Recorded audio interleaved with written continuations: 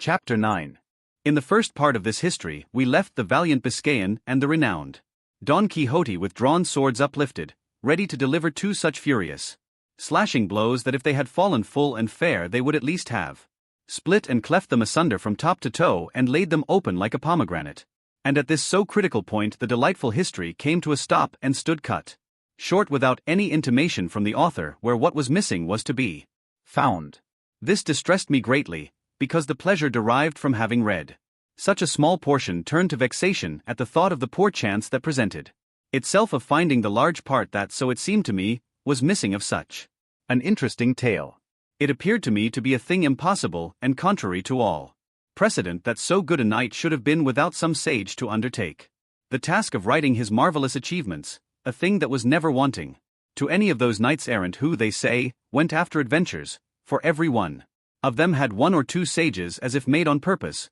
who not only recorded their deeds but described their most trifling thoughts and follies, however secret they might be, and such a good knight could not have been so unfortunate as not to have what Plater and others like him had in abundance. And so I could not bring myself to believe that such a gallant tale had been left maimed and mutilated, and I laid the blame on time, the devourer and destroyer of all things, that had either concealed or consumed it. On the other hand, it struck me that, inasmuch as among his books there had been found such modern ones as the Enlightenment of Jealousy and the Nymphs and Shepherds of Henares, his story must likewise be modern, and that though it might not be written, it might exist in the memory of the people of his village and of those in the neighborhood. This reflection kept me perplexed, and longing to know really and truly the whole life and wondrous deeds of our famous Spaniard, Don Quixote of La Mancha, light and mirror of Manchegan chivalry, and the first that in our age and in these so evil days devoted himself to the labor and exercise of the arms of knight-errantry,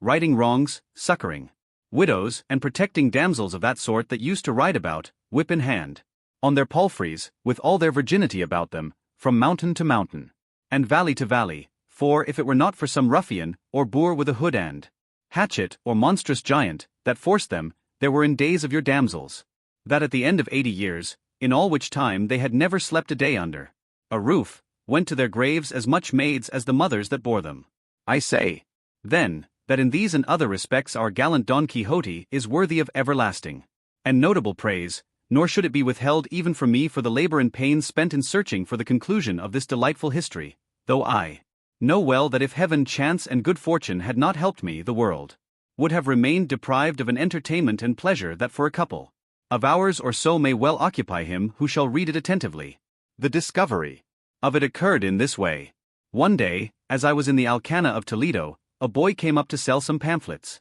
and old papers to a silk mercer, and as I am fond of reading even the very scraps of paper in the streets, led by this natural bent of mine, I took up one of the pamphlets the boy had for sale, and saw that it was in characters which I recognized as Arabic, and as I was unable to read them, though I could recognize them, I looked about to see if there were any Spanish-speaking Morisco at hand to read them for me, nor was there any great difficulty in finding such an interpreter, for even had I sought one for an older and better language, I should have found him. In short, chance provided me with one, who, when I told him what I wanted and put the book into his hands, opened it in the middle, and after reading a little in it, began to laugh. I asked him what he was laughing at, and he replied that it was at something the book had written in the margin by way of a note. I bade him tell it to me, and he still laughing said, in the margin, as I told you, this is written. This Dulcinea del Toboso, so often mentioned in this history, had, they say, the best hand of any woman in all La Mancha for salting pigs.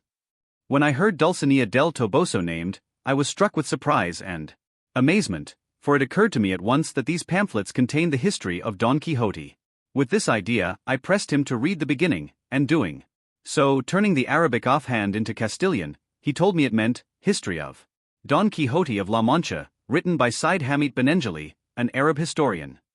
It required great caution to hide the joy I felt when the title of the book reached my ears, and snatching it from the silk mercer, I bought all the papers and pamphlets from the boy for half a real, and if he had had his wits about him and had known how eager I was for them, he might have safely calculated on making more than 6 reals by the bargain. I withdrew at once with the Morisco into the cloister of the cathedral, and begged him to turn all these pamphlets that related to Don Quixote into the Castilian tongue, without omitting or adding anything to them, offering him whatever payment he pleased. He was satisfied with 2 arrobas of raisins and 2 bushels of wheat, and promised to translate them faithfully, and with all dispatch, but to make the matter easier, and not to let such a precious find out of my hands, I took him to my house, where in little more than a month and a half he translated the whole, just as it is set down here. In the first pamphlet the battle between Don Quixote and the Biscayan was drawn to the very life, they planted in the same attitude as the history describes,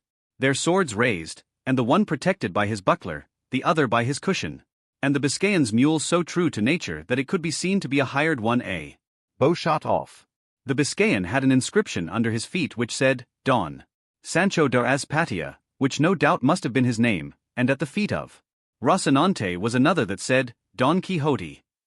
Rocinante was marvelously portrayed, so long and thin, so lank and lean, with so much backbone and so far gone in consumption, that he showed plainly with what judgment and propriety the name of Rocinante had been bestowed upon him. Near him was Sancho Panza, holding the halter of his ass, at whose feet was another label that said, Sancho Zancas, and according to the picture, he must have had a big belly, a short body, and long shanks, for which reason, no doubt, the names of Panza and Zancas were given him, for by these 2 surnames the history several times calls him. Some other trifling particulars might be mentioned, but they are all of slight importance, and have nothing to do with the true relation of the history, and no history can be bad so long as it is true. If against the present one any objection be raised on the score of its truth, it can only be that its author was an Arab, as lying is a very common propensity with those of that nation, though as they are such enemies of ours, it is conceivable that there were omissions rather than additions made in the course of it.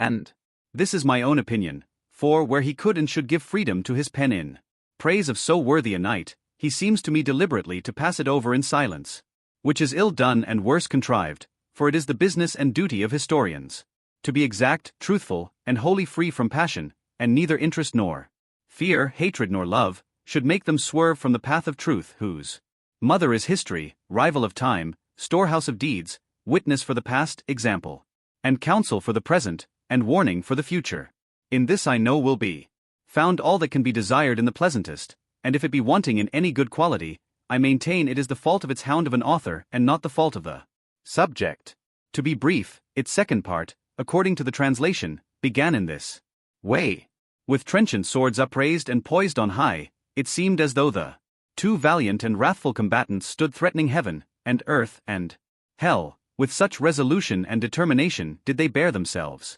The fiery Biscayan was the first to strike a blow, which was delivered with such force and fury that had not the sword turned in its course, that single stroke would have sufficed to put an end to the bitter struggle and to all the adventures of our knight. But that good fortune which reserved him for greater things, turned aside the sword of his adversary, so that although it smote him upon the left shoulder, it did him no more harm than to strip all that side of its armor, carrying away a great part of his helmet with half of his ear, all which with fearful ruin fell to the ground, leaving him in a sorry plight. Good God! Who is there that could properly describe the rage that filled the heart of our Manchegan when he saw himself dealt with in this fashion? All that can be said is, it was such that he again raised himself in his stirrups, and grasping his sword more firmly with both hands, he came down on the Biscayan with such fury, smiting him full over the cushion and over the head, that, even so good a shield proving useless, as if a mountain had fallen on him, he began to bleed from nose, mouth, and ears, reeling as if about to fall backwards from his mule, as no doubt he would have done had he not flung his arms about its neck. At the same time, however, he slipped his feet out of the stirrups and then unclasped his arms, and the mule, taking fright at the terrible blow, made off across the plain, and with a few plunges flung its master to the ground. Don Quixote stood looking on very calmly, and when he saw him fall, leaped from his horse and with great briskness ran to him, and presenting the point of his sword to his eyes, bade him surrender, or he would cut his head off. The Biscayan was so bewildered that he was unable to answer a word, and it would have gone hard with him, so blind was Don Quixote, had not the ladies in the coach, who had hitherto been watching the combat in great terror, hastened to where he stood and implored him with earnest entreaties to grant them the great grace and favor of sparing their squire's life, to which Don Quixote replied with much gravity and dignity, In truth, fair ladies, I am well content to do what ye ask of me, but it must be on one condition and understanding. which is that this knight promise me to go to the village of El Toboso, and on my behalf present himself before the peerless lady Dulcinea, that she deal with him as shall be most pleasing to her.